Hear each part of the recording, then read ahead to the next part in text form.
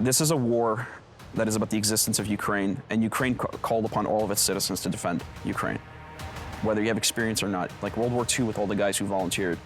They understood that there was a kind of a greater purpose, a greater cause, and we have to go do something.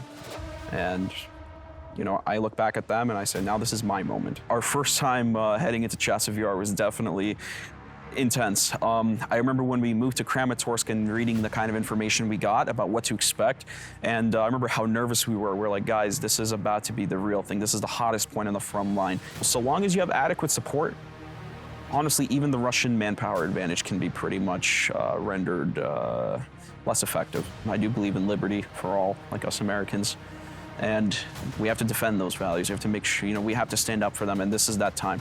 We have to answer that call, and I'm proud that I did that. You're watching UATV English. My name is Corrie Nieto, and this is Bravehearts. Today, my guest, his name is Yaroslav, call sign Veselka. He is a Ukrainian-American, and he is currently serving with the Presidential Brigade. Thanks for joining us, Yaroslav. How are you? Thank you for having me. I'm doing very good today. I know you're having some time off right now, and I'm glad you could spend at least 45 minutes to an hour with us. Of course. I'm grateful for the opportunity. I think it's important that people who have the experience that maybe I have and others, you know, take these opportunities to really talk about what's going on out there, because I feel like sometimes people feel like they might not know what the experience is for guys who are serving on the front line. And you know, when it's possible, I always like to be open about my experiences and really help bridge that gap between, you know, the kind of separate realities that exist from the civilian world to the military world in the front line. You were born in Ukraine, but at a very young age, you moved to the US. You know, your country was just invaded. With no military experience prior, you decided to come to Ukraine. This is, it's remarkable. It's brave. It is brave, and some people even say it's stupid, but and they're probably not wrong. But yeah, I was born in Ukraine. I'm very proud of the fact that I was born here. I was born in a nice little city called Biela Tserkva, which is just south of Kyiv. But around 2004, when I was 5, my family got the opportunity to move to the United States, and they took that opportunity, thankfully, honestly. I don't regret the opportunities that I had in the United States, and I'm very happy that I also got to experience the United States and grow up there. It was a golden opportunity. I spent most of my life there, but I did get opportunities to come back. My mom would send me sometimes in the summers to Ukraine, which I used to be very positive, sometimes negative about it. You know, you want to sometimes spend your summer with your friends, but I don't regret having those opportunities to come here. And prior to me actually moving to Ukraine, the last time I would visit was actually the end of 2014, and I got to stay till the beginning of 2015, where I got to actually see the Maidan protests. I didn't participate, but I got to actually walk around and see what was happening, and I left shortly before it actually got violent. Yeah, it's quite an interesting story and a background that I have. Anytime I'm on the front line and Ukrainian soldiers are out there, and once they find out, they're like, "Oh, you speak Ukrainian and English? Did you learn the language?" I was like, "No, I was born here. I came back." They're like, "Are you an idiot?" I'm like, maybe, but I felt like it was the right thing for me to do. I spent the first 2 years, I did a lot of work in support of Ukraine, from activism to volunteering with several organizations, and it's just something that I wanted to do. I was looking for the right opportunity to come here, and I was exploring different options.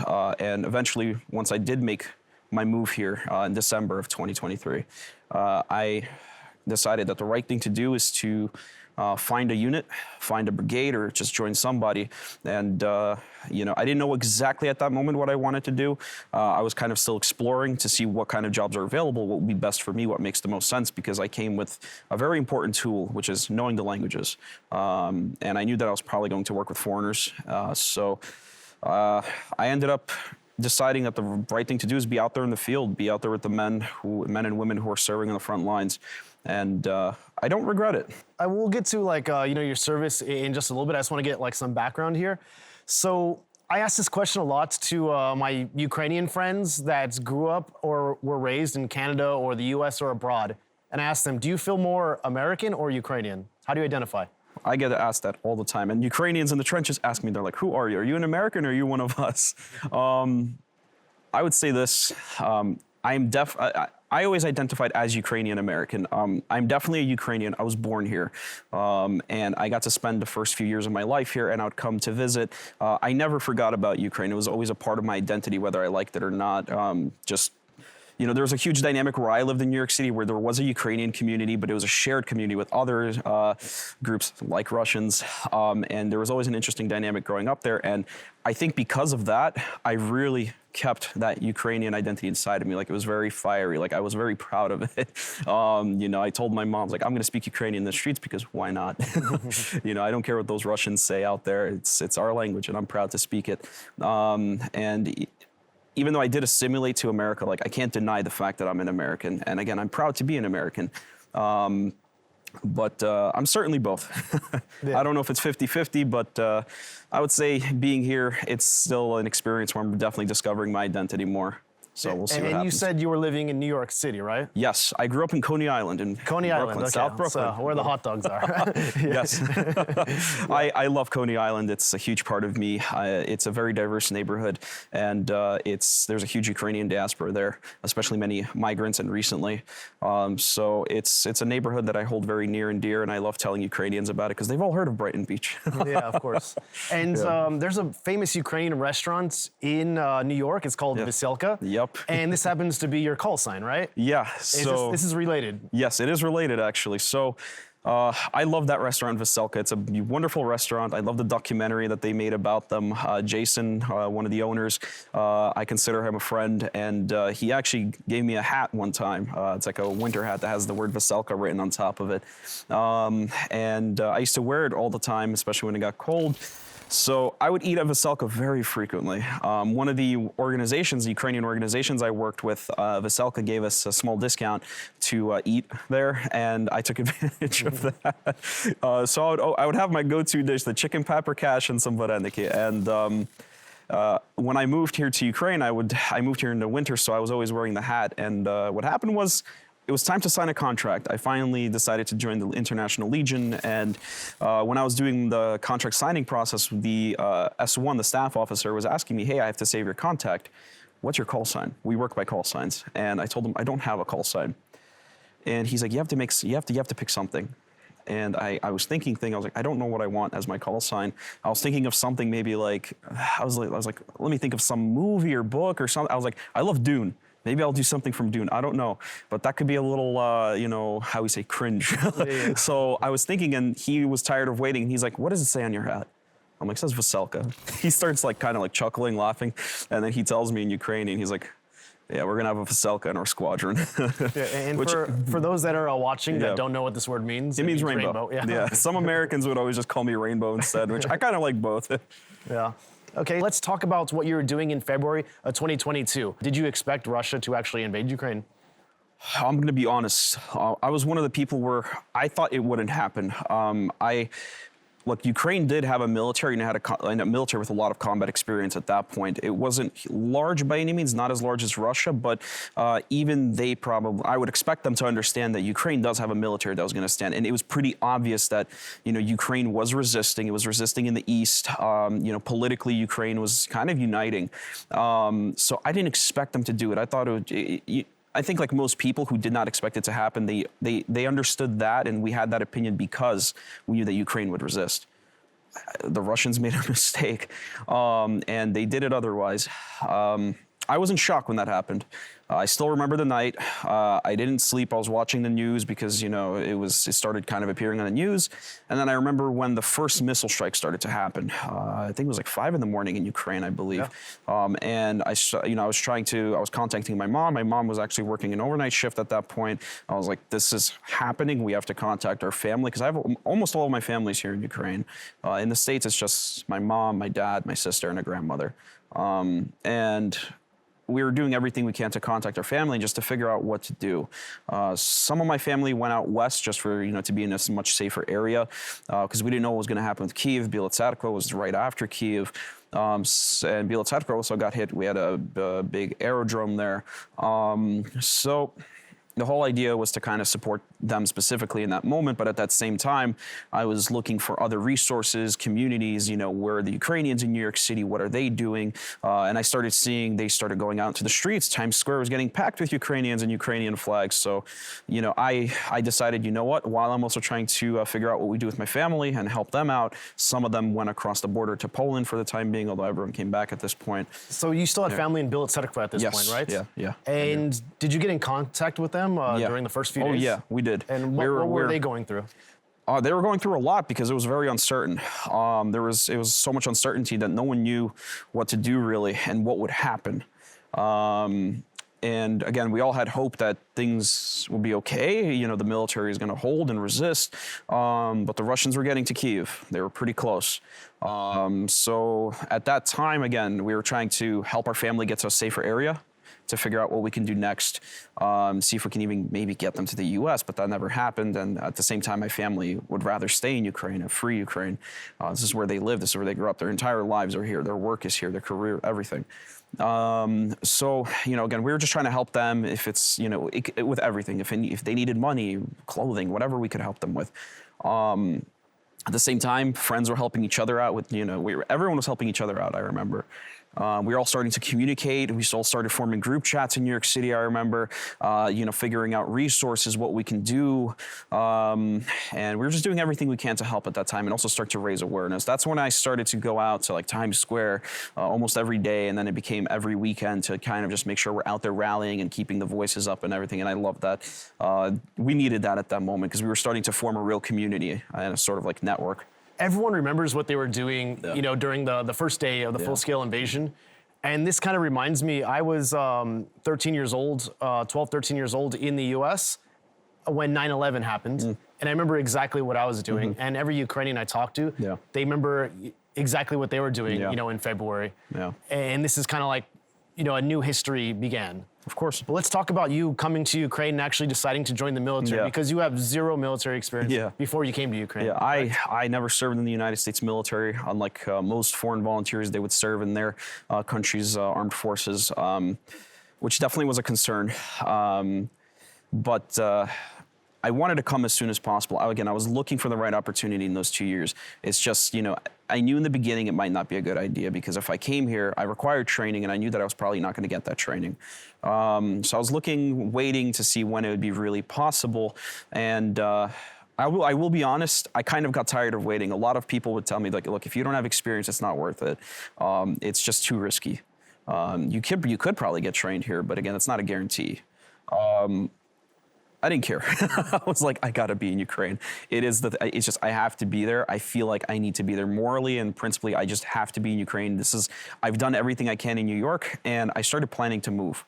A lot of that involved applying to units and brigades and just waiting for responses. But then I also said, it might be a smart idea to actually go there first, live like a civilian for a month or two and network and figure out, meet with actual commanders or people who are connected to units and actually see, I can see with my own eyes if it's a good idea to join them. So that's what I did. By August of 2023, I pretty much started preparing for Ukraine. I started to make plans. I was, doing everything I can. I was like, okay, what do we do with apartment? So you were prepared to come to Ukraine mentally, and you literally came. So I wanted to. But let's talk about your family for a second. Did they support your decision? Not really, but there's nuance to that. My mom and my sister, again, they care about my safety, and I did grow up in the U.S. for most of my life. They didn't think it was a wise idea. They looked at it like this: you don't have the military experience to do this. There are people who are the right people to do this. I always came with the argument of, look, this is a war that is about the existence of Ukraine, and Ukraine called upon all of its citizens to defend Ukraine, whether you have experience or not. In the beginning, yes, they took people that primarily had experience and made sense, but now everybody has to do something, and I'm going to go. There are people just like me who joined the Ukrainian Armed Forces. I know guys who joined volunteer units who are screw the training, I'm going to join a volunteer unit or a territorial defense unit, and I'm just going to go fight. And I understand why, because you have to do something. You have to defend your home. And they're not, look, I will never say that my mom or sister are wrong. They were honestly right about everything they had to say, but at the end of the day, I told them, I have to do this. It's the right thing to do. I identify as Ukrainian. I understand that I grew up here in America. I'm proud to be an American, but, you know, I've held that Ukrainian part of me my entire life growing up. I was very proud about it. I would always tell people about Ukraine. I remember in high school when this is when Maidan was happening. I was talking to my global history teacher about it. He actually showed the entire class the documentary Winter on Fire, and I was very big about talking to people like, this is the history. This is Ukraine. You know, this is who we are. We have our own language. We're not Russians. We're Ukrainians. So I told my mom, look, you're right. I understand your point. You're my mom. You're going to be concerned about your son, but I have to be out here. I have to be out here with all the people who are doing what needs to be done. You know, I always tell people, I look at it just the same as like World War II with all the guys who volunteered. They understood that there was a kind of a greater purpose, a greater cause, and we have to go do something. And, you know, I look back at them and I say, now this is my moment. A lot of them hoped that this would never happen, but it did, and you know, I decided to answer that call. It's like carpe diem, like seize the moment. Yeah, seize that moment. And yeah, you're definitely seizing the moments. How extensive was the training? Because you go from zero to you're gonna fight like in the next few months. So when it comes to a lot of that training, I joined the International Legion under DIU, Defense Intelligence of Ukraine. We usually, a unit like that, most of the guys are combat experienced or just experienced. They have military training of some kind. So a lot of the training is designed around that idea of we're not going to try to train them from the ground up. It's more of like you already kind of know a lot of the basics. You're basically doing a lot of like a refresher course. You're going kind of straight into combat training rather than basic training. So that was a huge challenge for me because basic training usually prepares you for the harder steps, which is the combat training that you might do. I was able to get through that, of course, and a lot of what I relied on were the guys who were experienced. One of the things that I always tell people about Ukraine, the thing that I met some of the best people on the planet serving. I love some of the guys that I got to meet. We always constantly keep in touch. You know, we make sure we're all okay. And I was always asking these guys for advice. I was like, hey, can you teach me this or show me this? And, you know, a lot of it is practicing and learning. And I have a lot of people that I can rely on for that, and they really put me through it. Thankfully, they do send you to an actual proper training course, and you go through that. It usually lasts about a month, and there are other courses that are available. It depends on what team and what kind of work you're doing. And the most important thing you do is your team does consistent training outside of just working. You're not just going on mission every day. When you're back in your safe house, for example, you guys go out to the polygon and you do constant team training. And my team leader, who I respect immensely, had us consistently going and doing team training and learning different things and making sure we're getting better every day. And that's kind of how that works. And I'm very appreciative that they do that because team training is the most important thing out there. So you were in the International Legion, and I can imagine you have many foreigners that you're training with. So what do you think about the other foreign people that came to Ukraine to fight? Because I know it's kind of like a mixed bag for some people. It's a very mixed bag. I'll be honest, I'm very surprised it works. Sometimes it works just barely, but just well enough. It's almost like, I don't know how to describe it really, but you have all these people from different nationalities. My team, for example, is quite diverse. We had a couple Americans, we had Ukrainians in the International Legion, and we had Argentinians, Brazilians, and it was really interesting to be able to work with them. Generally, no matter how much experience you have from whatever country's military you serve them, or even if some of them are already here since day one, and they have a combat experience here in Ukraine, and they might have diverse experience from different fronts that they fought in. But generally, everybody was quite respectful. People were always open about what experience they did have. Sometimes you'll have those characters that come here and think they know everything. But at the end of the day, generally, everybody respected what experience they had, and we all learned from each other. And we always made sure that we're professional, and if someone might not know something, help them and teach them. Because at the end of the day, we're all going to be working together in the field. So, there's a common saying, you're only as strong as your weakest link. Weakest link, correct. And you want to make sure that whoever that weakest link is, you consistently help them and get them up and train them up and make them better. And that's something I've really, really liked because I work well in those environments where, we work well, or where we kind of help each other out and we do what we can to teach everybody something. There's even things I was able to teach guys, some new guys that would come in. But generally speaking, the only problem really that I've ever experienced was like the language barrier, but we're mostly English speaking. And again, I was a translator for the Ukrainians. So we were able to be pretty effective, even out in the field. Okay. Yeah, so a couple things that I noticed from like this last part. One is that if you identify as Ukrainian, you have to be here, right? Is that what you're saying? I say it like this.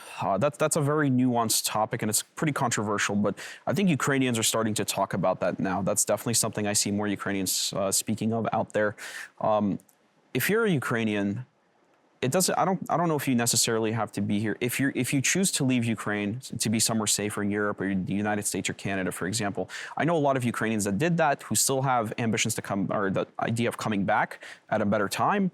But many of them will still continue supporting Ukraine in a lot of ways. They'll raise money. They'll do events out there. They'll do advocacy work.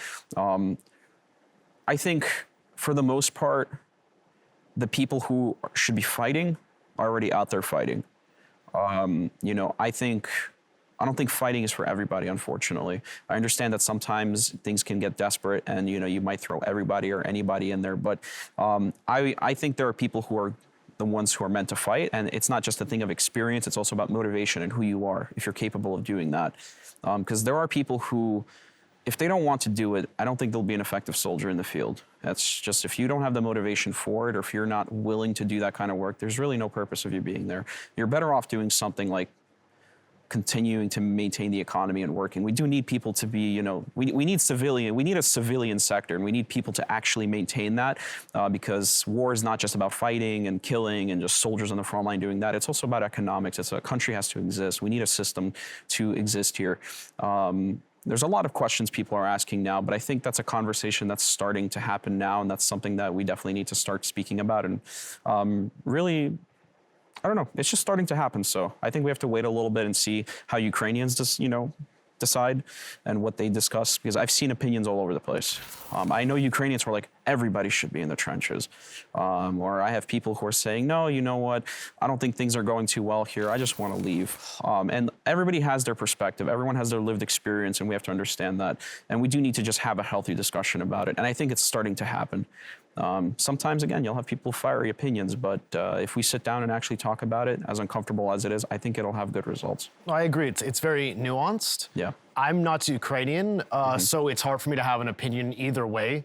You know, whoever the Ukrainian person is, they just have to decide what they want to do. Yeah. But the common thing you hear on the news is, you know, Ukraine needs more people. Yeah. You know, Russia outnumbers Ukraine. Yeah. Now Russia has North Korean troops. Yeah. You know, so I don't know, I could just say the facts, but I can't give an opinion on this. Of course. But yeah, I feel like, you know, you being in the military and also you being a Ukrainian, you know, your opinion is very valid here. Look, I can add this.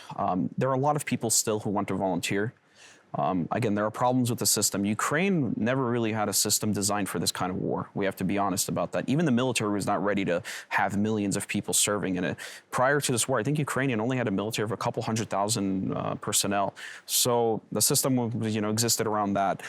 So of course, there's going to be a lot of problems. Russian cyber warfare is a huge problem, which is why, for example, you have a lot of people who are annoyed by the fact that a lot of the administrative work here is done on pen and paper. Pen, paper, and file, as I kind of say it, and it's horrible to deal with because it's very bureaucratic, but it makes sense. Of course, Ukraine is taking steps to really, you know, change that, to digitalize and whatnot, but you have to do it very carefully because you can create a whole system, and then if Russia breaks through it again, well, we start from scratch, and that can be a problem, and we can't really afford that right now. I know there's a lot of people who still want to volunteer, and unfortunately, sometimes people do get caught up in the system and the bureaucracy of it. It's pretty easy to get into a contract here in Ukraine. If you're Ukrainian, you could sign a contract, and it's usually the better option to sign an actual military contract than just wait to be mobilized. And I know guys who want to, but they tell me, hey, there's a hiccup. I've been waiting for months. And these are things where the solution to that is to actually discuss it and be open about it and maybe actually scream a little bit about it because things do need to change. And these are probably changes and reforms that can happen pretty rapidly and quickly. And, you know, unfortunately, there's a system and it is how it works. And the people who are part of that system, they're doing, you know, what they're supposed to do. You know, they have an order to do this. If they have to mobilize this many people, they're going to do it. And they have to mobilize these specific people. I know it's a bit of a controversy recently with Zelensky saying that he's not going to mobilize the 18 to 25-year-old population, but I also know a lot of people from that group who want to serve, and they're just dealing with bureaucratic issues. And again, the right thing to do is to discuss it and be open about it, which Sometimes people had negative reactions to it because they feel like, oh, but then you're speaking against Ukraine. I'm like, no, we're a democratic society. Criticism is part of that. The beauty of Ukraine is Ukrainians are trying to improve every day. That's a fact. Ukrainians don't want to accept the status quo. We live with the status quo, but we want better. And in order to achieve that, we need to actually discuss it and try to think of solutions and, advocate for those solutions. No, you're absolutely right. I find a lot of inspiration from the Ukrainian people as well. Yeah. But now I want to talk about, so you do your training. How much training did you do? Like how many months before you actually were on your first mission? Roughly 2 months. The first month Was that enough? Depends on the work you're doing. If for someone like me who's not experienced, it was just enough to start doing maybe more basic combat missions or just work in the field in general. Because going out to the field, it doesn't necessarily mean you're going to experience combat. I would say what really prepared me for the real tough experiences was the team training that we did. Prior to me going out to the field for the first time, it was roughly 2.5 months, I would say, to 3 months, where I really got to train up with a team and do a lot of work with them out there in the Polygon, which is like a training field. And we did a lot of stuff. We did train on how to, for example, assault trenches, raid trenches, how to clear them during the day and night. We practiced patrolling and doing all these sorts of things. We made sure. The one thing we tried not to make sure, practice a lot is how to shoot, because you should already know how to. That was part of that first month of like the combat training. We made sure everybody knew how to do that. And I would say when I first got to go out to the field, I definitely felt ready. At that point, I felt like I had a good bit of training. I just need experience now, and I actually have to go out there and put myself through that test. If you don't mind me asking, on your first mission, which direction did you go towards? We worked in Kharkiv. Kharkiv, okay. Close to the border. That's all I can say from that. Okay. Did you see a lot of action on your first mission? No. My first mission was probably not what most people experience here. Usually you'll have one of two things. Your first mission is going to be very boring, or it's going to be it's going to be like crazy. It's like an action movie or something. And that's usually where when things get really intense, that's when you really see who's like meant for this or not. My first mission was, I was definitely nervous going out to the field, considering, where things are with FPVs and artillery. Even if you don't see the Russians, there's still a lot of technology that can kill you from a distance. So that stuff is what scared me the most. Mines is the thing that scared me so much. I was like, I don't want to lose a leg. Nobody does. I think everybody's secret. That's like their biggest fear is just mines, and Russians have some very nasty ones. But my first mission was pretty quiet. We were just working as a QRF force, so we were like right behind the most front position. And we were just basically on standby the whole time. We were maintaining we were doing like a little guard duty on the position. And we were just basically on standby the whole time waiting for something to happen. In the meantime, yes, there was artillery, there were drones flying and whatnot, but it wasn't that bad. It's once we got to Chasiv Yar, that's when it really got crazy. That was my first real taste of just, oh my God, this is like real war. Yeah, because I want to talk about your most eventful kind of missions. So would you say can you talk about your first most maybe eventful, maybe even traumatic? The first mission, our first time heading into Chasiv Yar was definitely intense. I remember when we moved to Kramatorsk and reading the kind of information we got about what to expect. And I remember how nervous we were. We're like, guys, this is about to be the real thing. This is the hottest point on the front line. It's also a very small relative sector. So the Russians were throwing everything and we were throwing everything. And this is when we were already kind of feeling the impact of not having that aid. This was before the U.S. aid bill got passed, the one that was, I think it was $61 or $69 billion. So there were issues on our side, but we have a mission, we have a task, and we're going to fulfill it. So part of the Legion got sent to work in Chasiv Yar, including our squadron.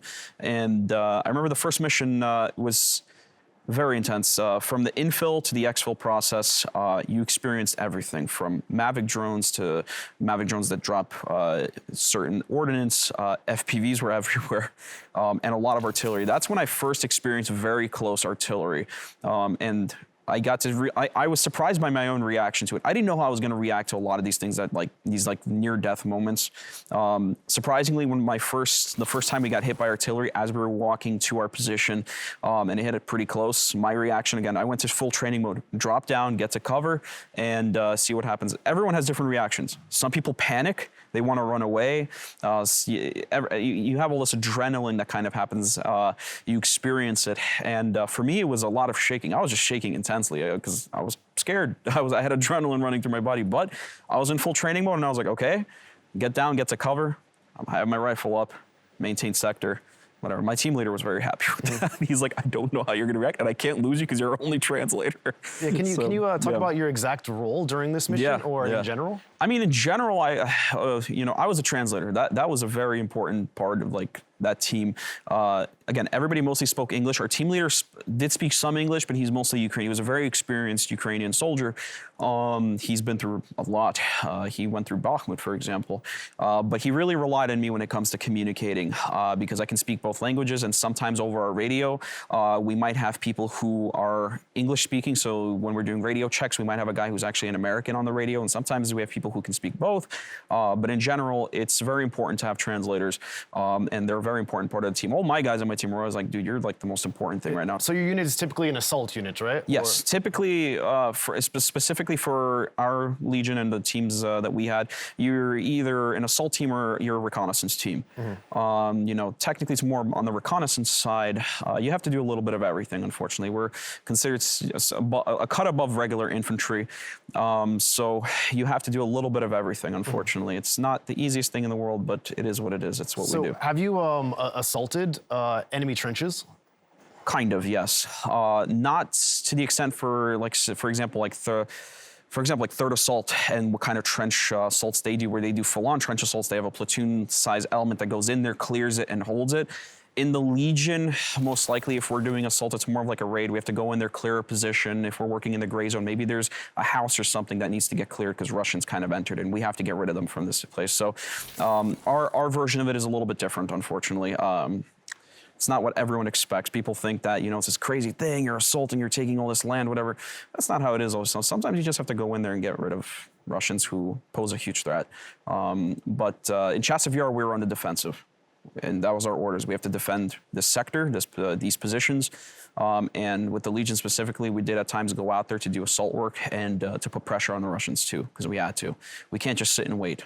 That's not the best strategy. Sometimes you got to be a little bit more active, and you have to put pressure on them too. At that time in Chasiv Yar, what kind of tactics were the Russians doing to try to advance there?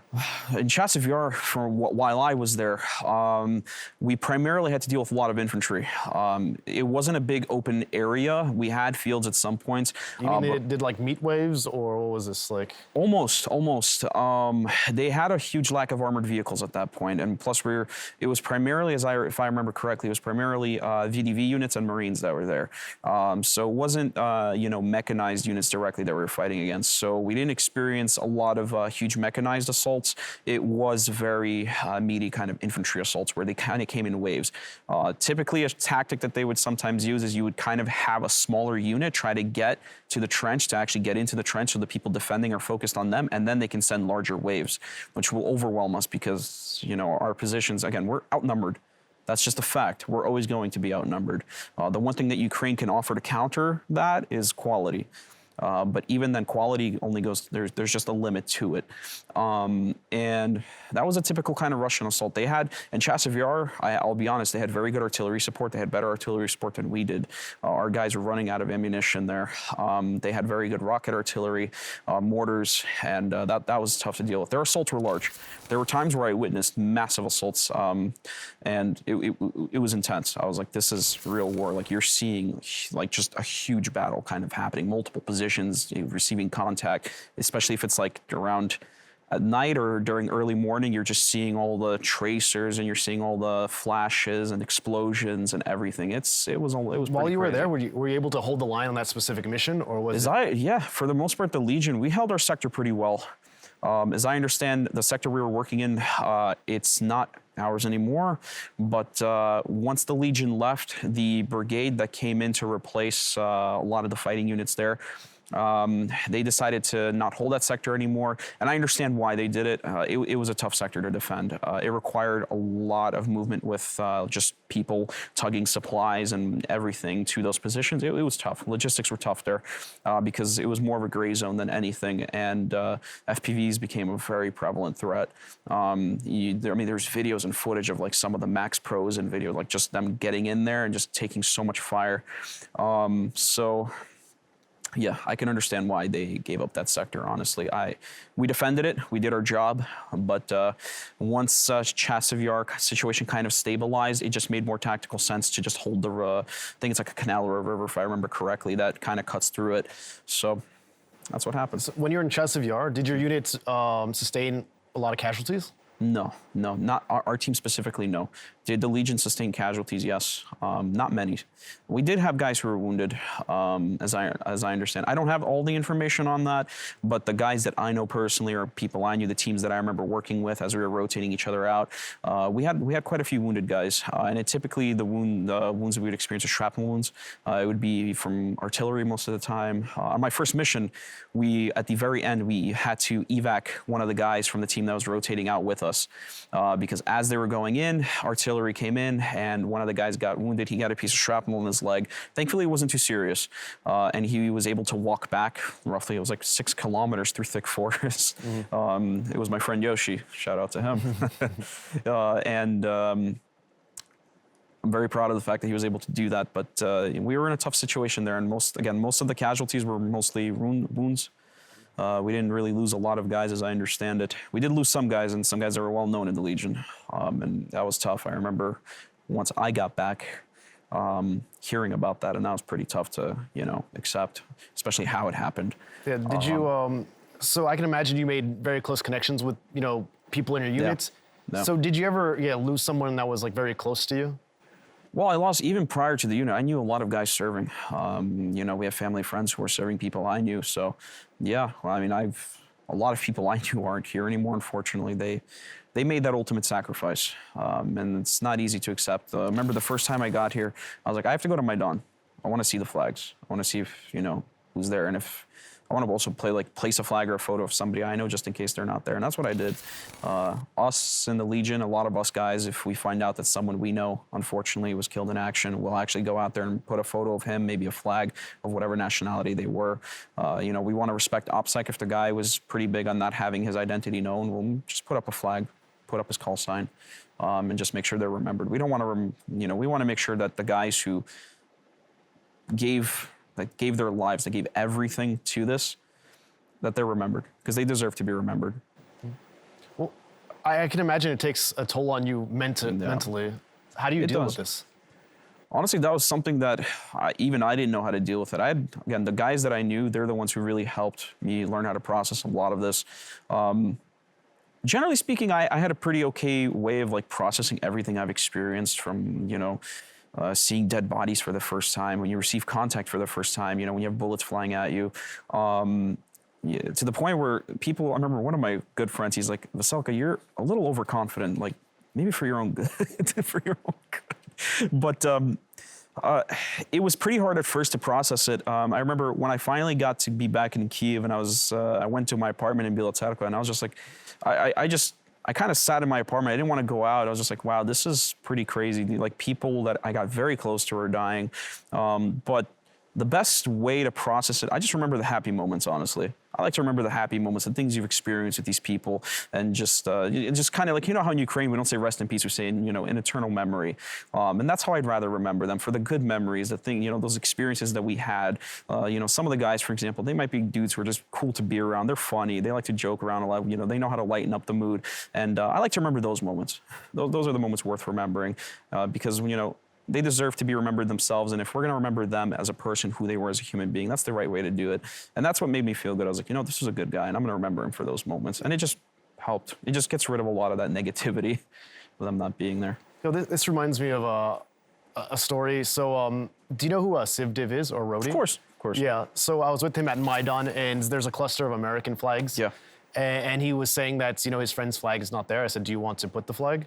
So we bought a flag. He wrote the name, and instead of being sad, he wrote like a little inside joke they had on the flag. Yeah. And he's like, I'm like, why would you write that? He's like, oh, it's a little inside joke we had, and he like smiled. Yeah. He put it there, and I was like, how do you deal with this? You know several of these guys here. You literally just put a flag of a friend that you lost recently. How do you deal with this? And he says, Corey, I don't have time to grieve. Nobody has time to grieve. We don't. Yeah, we can grieve afterward, but the war is still going on, and we still have a job to do. Do you feel like the same way? Definitely, yeah. I mean, look, I feel like those people, they probably prefer that we don't grieve. They're like, look, the guys I know would probably tell me, brother, I'm happy that you want to remember me and everything, but you got to go out there. We got a job to finish. Our mission's not over. So I think the best way to really process and cope with it is, listen, they died doing probably what they loved. They died knowing that they were fighting for a greater cause, and they probably would prefer that we would continue doing what we had to do. And I think that would be the best way to process and even cope with that is, if he was able to do it, these people are the best of us, then that's my example to go forward and let me do what I can and put up the best work that I can do. Of course. And you said, so you had like missions in Yaroslav, and this was like a very hot spot for you. Was there any other mission you went on that was also a hot spot that maybe was like a different direction? Interestingly enough, when I got to work in Pokrovsk, that was quite, this was all over the news. This is when I joined the Presidential Brigade, and I joined a unit where I had a friend of mine in there, and I wanted to work with him. He's someone who's taught me a lot, my friend Logan. And, Pokrovsk was definitely kind of hot, but it wasn't as hot as something like Yaroslav. There's nuance to it. Pokrovsk was a much larger sector, so all the resources and everything were spread out much more, and it also depended where you were. Where we got to work, which was Kurakhivka and the Kurakhivka kind of area, which Kurakhov is almost not ours anymore. But when we were there, it was still our territory, and we were working there. And we got, our team was mostly a reconnaissance team, so we'd go out there to do that kind of work, more like scouting and whatnot. We also got to work with heavy weapons. I remember we got to work with SPGs, which is really interesting because we did some good work with that. They needed someone to, put up a position, whatever, and, the reconnaissance guys in our battalion, were considered. They have considered us a multi-tool as much as I don't really agree with that, but I understand why. The nature of what's happening here, we're the more experienced, more professional soldiers, we can handle this kind of task. And we did it, and it wasn't constant FPVs and whatnot. It was definitely interesting because it was, I don't want to say it was low intensity, and it wasn't necessarily safer. It was just more dynamic in the sense that you're not just being hit consistently with everything. And, we also had a lot more cover, for example. Again, it was a wider area, units were more spread out. We also had a very good understanding of where they were and where we were. We weren't really necessarily working in a gray zone there. There were intense moments, sure. Russians really were hitting our positions with cabs and fabs. Their aviation was working, and it was always at night. I remember in Kurakhivka, we'd sleep in a blindage for safety. We had a very good blindage that we slept in. And it was roughly around 9 to 10 p.m. every day. That's when you start hearing the cabs and the fabs come in, especially cabs, because you can hear them coming in. They're almost like a rocket. And they would hit a position sometimes with multiple. And they're pretty accurate. They're very accurate. I think usually they'd hit a position with like 3 or 4 of them. And that could just completely demolish a position. That even the guys on there are just probably going to be gone. And it's very effective. I know now it's, especially with F-16s in Ukraine, there's stats popping up where there's a lot less and less of them being used, but they're still out there and they're still a threat. But it was really stuff like that where you had to be very careful. You had to make sure that even during the day, Russians have very, very good drone capability, especially some of their observation drones like Orlans, Zalas, Supercams, and they're out there flying and you might not know it. And you have to be very careful and conscious about that. Don't expose yourself too much. Careful when you're smoking. If you smoke, even if you have like a vape, like the Juul or whatever they are, like you have to be careful with that stuff. They see it. If you're walking out on the roads, careful with your shadow, stuff like that, because you are being watched, you are being monitored. Just as we watch them, they're watching us. And don't make yourself a target, because you might think everything is safe, but if you're, for example, exposing your position a lot, if you're in like a certain concealed position, you start exposing it and you make it a target, you might think you're okay, but then at the end of the day, a cab is going to fly in and you're going to not have a fun day. Or rocket artillery. Rocket artillery is really something that the Russians have a lot of, and it's quite effective. It doesn't have to be accurate. Grads, for example, they don't need to be accurate, but they can just saturate an area and destroy a lot. And that's something that they're very good at. Like if we're in a concealed tree line, they could just hit us with grads consistently and destroy a lot of the concealment and damage our positions. The rocket artillery that I'm usually, the one that I don't like, is they call it an urahan. It's like a 277 millimeter like rocket. It's basically a grad, but like on steroids. And the Russians can get very accurate with those, very accurate. In Chasiv Yar, I watched as they were able to hit a lot of our mortar positions and silence them. And that made the situation on our front very tough because we rely on a lot of that support. A lot of people don't realize that the thing, even if we have a position that's undermanned, we can still maintain that position so long as they have very adequate support. So that can come in different forms of artillery, indirect fire, plus drones and observation drones. If there's a drone that can maintain observation and communicate with the guys on the ground and tell them, hey, you're being attacked from here, the Russians are here. Even an undermanned position can probably hold out pretty well. We've seen that happen. I think you could just look at, for example, I spoke to guys who were fighting in Avdiivka, who were fighting. There's like two of them. There was a story of that one machine gunner who held off an entire Russian assault. And so long as you have adequate support, honestly, even the Russian manpower advantage can be pretty much rendered less effective. Yeah, one of the themes that I get from this conversation is that Ukraine needs all the support they can get. Yes. You're American as well, just like me. There was an election a couple months back. Yeah. Donald Trump won. There is speculation that he might cut the support from Ukraine. Yeah. Would you feel betrayed by your own country? To be fair, I kind of feel betrayed already. Again, I'm a proud American, and I think this was, for all of America's controversial past moments in recent history, I think this conflict was where we could really stand out and say, let's do the right thing. And I think we were doing an okay job, but we could have done a lot better. I kind of wish we weren't sitting here with hindsight saying, man, we should have done more, because we should have. We should have just done everything from the start. Things didn't go that way, and we just have to accept that and deal with it and move on and, just figure out what we can do next. I felt a little betrayed, to be completely honest. I wish Trump wasn't so against Ukraine. I wish the people around him were more positive. But there are a lot of people with powerful voices in the United States who want to stand against Ukraine for whatever reasons they have. I can't agree with those reasons. I think those reasons are not just, I'm not going to sit here and say they're stupid. They just make no sense. I understand the more isolationist approach, but that doesn't just affect Ukraine. That affects us too. As a global superpower, I'm not saying we need to go around police and basically be authoritative, but we have a responsibility, and a lot of countries in the world rely on us. And when something happens, a lot of countries ask, what is America going to do about it? We have a responsibility as a global power to do something and to really just guide the free world. America is supposed to be the leader of the free world. And I think we have a responsibility to correctly guide countries and assist our allies, be there for them, because we do live in a more global society. Again, I just don't think isolationism should exist anymore. I don't think it has any real benefits. So as an American, I just can't understand this push towards isolationism. I don't see what benefits it'll have. We have America's probably the only country on the planet currently that has that privilege of being isolationist. We have the largest, most powerful military in the world, still the most powerful economy. We have the most money. Sure, we can do it, but at what cost?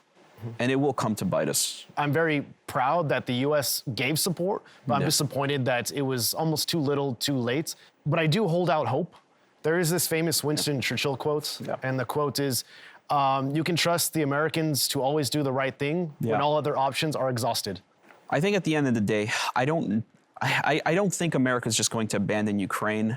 I'm seeing that there are strong voices advocating right now for Ukraine, and I think what might happen is the U.S. will definitely possibly take a position in trying to help Ukraine negotiate from a more strong standpoint. Again, there's all possibilities are on the table. We can't arguably say right now what will happen. We can only expect certain things to happen. But I'm hoping for the fact that America will take that position where we'll basically have Ukraine's back in these negotiations and make sure that Ukraine is capable of negotiating from a strong position. And I want to reiterate, it's Ukraine that has to do the negotiating. It's not the United States that has to do it. The United States has to play a supportive role in there saying, we've got your back. If they're not doing what they're supposed to do. We've got your back, and we have this support for you so that you can actually negotiate for a just peace. And I think it's important that the United States helps Ukraine achieve a just resolution for it. And speaking of negotiations, say it was up to you and the situation would be like this. Russia gets to keep everything they occupy now. Ukraine gets NATO assurances. Would you rather have that, or would you rather just keep fighting if it was up to you? If you want, here, I'll answer this question two ways. As a Ukrainian, I'd rather keep fighting because I don't want to surrender Donbass, Luhansk. I don't want to surrender the south, the Zaporizhia regions, the parts of Kherson that they occupy, Crimea. I understand that there's realities, but at the same time, it's going to hurt Ukraine in the future. We're losing very important territories. You know, these territories are Ukrainian, whether there are people who might want to disagree with that, but the fact of the matter is these places are Ukrainian. They have been Ukrainian. Their history is Ukrainian. I remember there's my friend who references, there's a song that exists in the East, and it's basically, there's like a lyric, who sowed the fields in Donetsk, those, the farm fields. It was Ukrainians. This is where a lot of Ukrainian ancient history exists. And I don't want to give that up because that'd be very painful for Ukraine, as not just as a country. It would be painful economically, culturally, and it wouldn't really set us on the right path. As an American, I understand that there's realities. I can see what the reality is on the front line and whatever, but I'd much rather Ukraine continues to fight and we give them the support, that we just give them everything that we need, work with our European partners to make sure Ukraine gets what it needs. It's not just in America. It's not just that America has to do something. Europe has to be more involved too. They were also late, whether we like it or not. They've done a lot of very important work. They have supported us greatly, but this is a war on their home turf. Ukraine is first. They could be next. And it's better to be proactive rather than reactive, because unfortunately this entire time with Ukraine since 2014, everyone's just been reactive and hoping that that's enough, and it wasn't. We need to be proactive and say what is going to be the ultimate outcome of this, and how can we make sure that we get the right outcome, the best one for everybody, instead of reacting and just hoping things get better. That's not how that should be. We need to be proactive and understand that these are the things at stake, and we have to do what we have to do. Oh, very well said, Yaroslav. We just about reached our time, but I just want to ask you one more question. If you can do everything over again, would you do it? You know, there was a point where after experiencing enough in the field, I was like, damn, I don't know if I'd want to do this again. But I look back at it now, and I'm very proud that I came here. I definitely will say that despite all the issues and hardships and challenges, I'm definitely proud that I'm here. Because again, I'm certainly discovering my identity. I know I'm a Ukrainian, but I'm still really discovering what that truly means to me. Again, I've never been to Donetsk. I've only seen Donetsk in war. And, for my family who's been there and experienced, I've known all these stories and everything. I do want to be here. And as much as I would want, if I can go back in time and talk to myself, see myself right before I get here, of course I'd want to tell him, hey, don't do this. You're going to put your life in risk. And I still don't know what's going to happen at the end. I'm still doing this, so I'm hoping everything is okay. But at the same time, I feel like I'd also not want to talk to myself. I'd be like, you know what? You're going to do the right thing. It's the right decision. I know when I'm done with this, I'll probably tell myself, why did I ever have any regrets, or why was I even thinking that I was doing the right thing? It's the right thing for me to be here, and I'm proud of it. And I think in the future, once I have my own kids and everything, I'll be able to tell them, hey, this is what I did. Hopefully this can inspire you, because I want to teach. I want to make sure they have some of the same values I have, and part of that is making sure that for all the morals and principles that you have, for all the things that I believe in, you're willing to stand up for them when the time comes. And that's part of the reason why I'm here. Because I do believe in freedom. I do believe in liberty for all, like us Americans. And we have to defend those values. We have to make sure, we have to stand up for them. And this is that time. We have to answer that call. And I'm proud that I did that. Yaroslav, you inspire me. Thank you. And I just want to, thank you for having this chat with me. Of course. I want to let you know you are a hero and a true braveheart. So thanks for joining us on. I appreciate the opportunity. UATV. Thank you for having me, because I think it's time we, make sure we highlight what people are doing and the experiences that people have, especially those who are fighting on the front line. It's important to make sure the voices are heard. So thank you for having me. Yeah. Slava Ukraini. Героям слава.